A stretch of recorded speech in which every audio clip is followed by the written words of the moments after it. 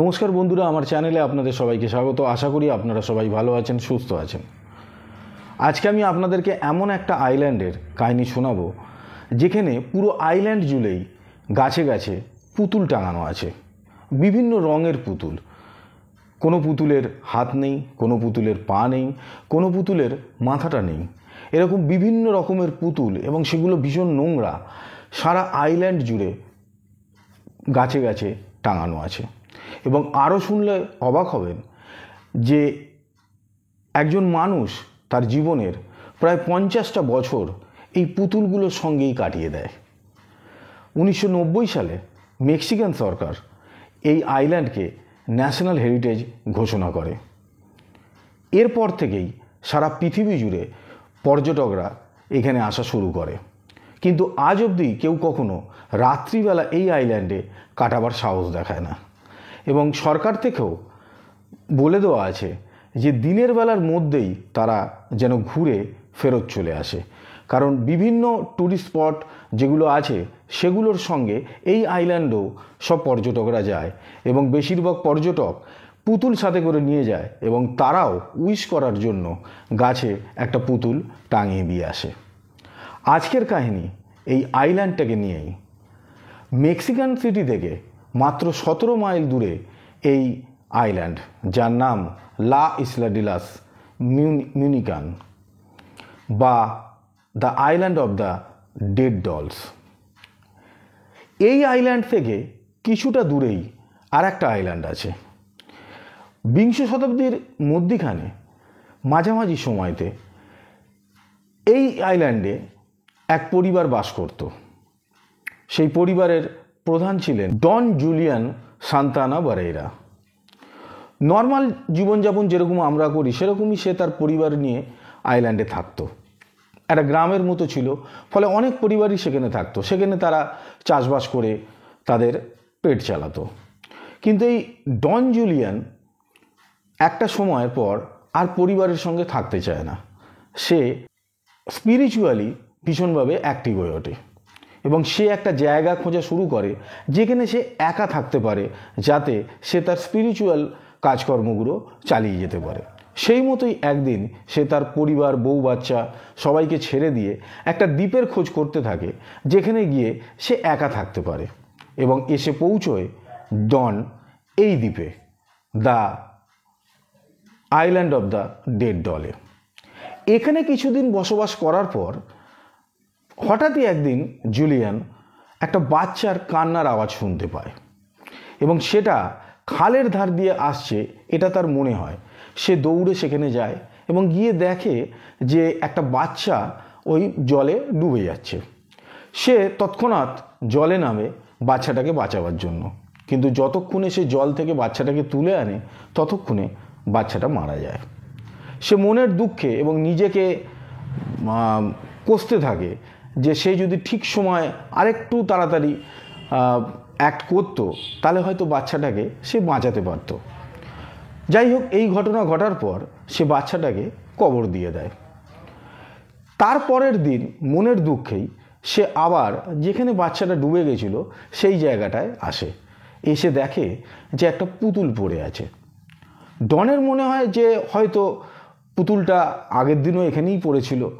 সে হয়তো খেয়াল করেনি, কারণ তখন তার মন বাচ্চাটাকে বাঁচাবার দিকে ছিল, সেই কারণে হয়তো খেয়াল করেনি।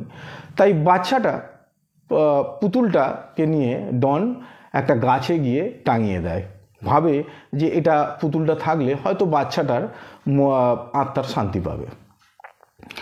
এর কয়েকদিন পরে সে আবার ওই জায়গাটায় আসে যেখানটা বাচ্চাটা ডুবে গেছিল। এসে দেখে যে সেখানে আর একটা পুতুল পড়ে আছে। সে ওই পুতুলটাকে নিয়েও আবার গিয়ে গাছে টাঙিয়ে দেয়। এইভাবে যখনই সে ওই বাচ্চাটা যেখানে ডুবে গেছিল সেই জায়গাটায় পৌঁছয়, তখনই দেখে যে একটা করে পুতুল পড়ে আছে। এইভাবে সে বছরের পর বছর ওই জায়গা থেকে পুতুল কুড়িয়ে নেয় এবং গাছে গিয়ে টাঙাতে থাকে। সে ভাবে যে এইভাবে হয়তো বাচ্চাটার আত্মা শান্তি পাবে। এইভাবে সময় অতিক্রান্ত হতে থাকে। এর মধ্যে মেক্সিকান একজন ডাইরেক্টর, সে তার ছবির জন্য লোকেশন খুঁজতে এসে এই আইল্যান্ডে এসে পৌঁছয়। এবং তার সঙ্গে ডনের দেখাও হয়। তারপরে সে ফিরে যায় এবং ডনের কাছ থেকে সে যে ঘটনাটা শোনে সেই ঘটনাটা সে সরকারকেও জানায় এবং মিডিয়াকেও জানায়, এবং মিডিয়ায় টুকটাক মানে নিউজ পেপারে টুকটাক লেখালেখিও হয়, কিন্তু সেইভাবে কেউ অতটা মাথা ঘামায় না। 1990 সালের পরে যখন মেক্সিকান সরকার এটাকে ন্যাশনাল হেরিটেজ ঘোষণা করে, তারপর থেকে এর জনপ্রিয়তা বাড়তে থাকে। 2001 সালে এই ডন জুলিয়ানের মৃত্যু হয়, এবং জুলিয়ানের মৃত্যুও কিন্তু অদ্ভুত রকমভাবে হয়। যেহেতু আস্তে আস্তে জন জুলিয়ান একটু জনপ্রিয় হয়ে উঠছিল, কারণ সারা পৃথিবীর কাছেই এই ঘটনা পৌঁছে যাচ্ছিল, ফলে স্বাভাবিকভাবেই পরিবারের লোকজনও একটু কাছে আসছিল তার।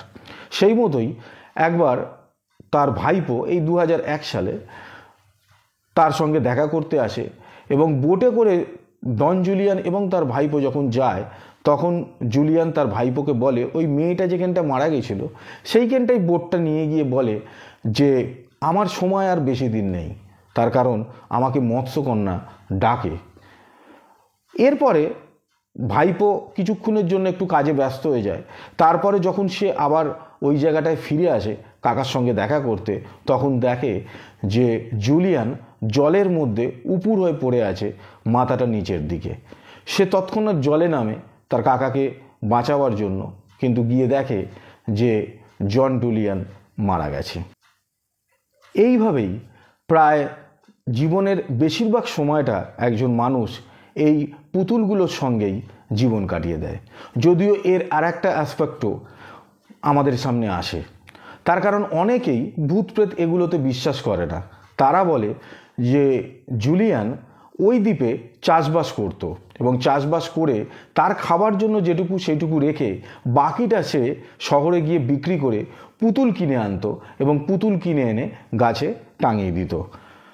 যদিও জুলিয়ানকে নিয়ে কেউ কোনো সন্দেহ প্রকাশ করে না, তার কারণ সে যে নিষ্ঠা করে তার কাজ চালিয়ে যাচ্ছিল সেটাতে তার কারোর কোনো সন্দেহ থাকে না। এইভাবেই একটা আইল্যান্ড যেখানে কোনো মানুষ কখনো যায়নি বা যেত না, তার কারণ সেখানে প্রাকৃতিক সৌন্দর্য অপরূপ থাকলেও সেই অর্থে মানুষ বসবাসের মতো উপযোগী নয়, কিন্তু আজকের দিনে সেই জায়গা ভীষণভাবে জনপ্রিয় হয়ে আছে সারা পৃথিবীর পর্যটকদের কাছে। কিন্তু জায়গাটা ভুতুড়ে হিসেবেই পরিচিত, তার কারণ ওই যে পুতুলগুলোর নানান রকম অ্যাক্টিভিটি পর্যটকরাও খেয়াল করেছে, ফলে ভূতের ভয় সেখানে আজও আছে। কারণ রাত্রিবাস করার সাহস কোনো পর্যটক দেখাতে পারে না, কিন্তু মেক্সিকান সরকারের এটাতে উপকার হয়েছে। তার কারণ এখান থেকে যেহেতু প্রচুর পরিমাণে পর্যটক এখানে আসে, ফলে এখান থেকে একটা ভালো রোজগার সরকারের হয়।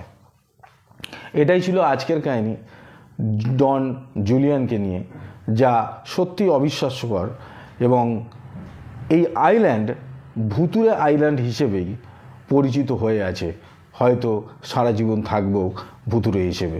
যদি আপনারাও পড়েন, একবার ঘুরে আসতে পারেন এই the island of the dead doll থেকে। আজকের কাহিনী এটাই ছিল জন জুলিয়ান এবং the island of the dead ডলকে নিয়ে। যদি আমার ভিডিও ভালো লেগে থাকে তাহলে লাইক করবেন, সাবস্ক্রাইব করবেন, আর যদি চান সবার আগে আমার ভিডিও আপনার কাছে পৌঁছে যাক তাহলে বেল আইকন প্রেস করতে ভুলবেন না। দেখা হচ্ছে পরের ভিডিওতে নতুন কাহিনীর সঙ্গে। আজকের মতো বিদায় দিন, নমস্কার।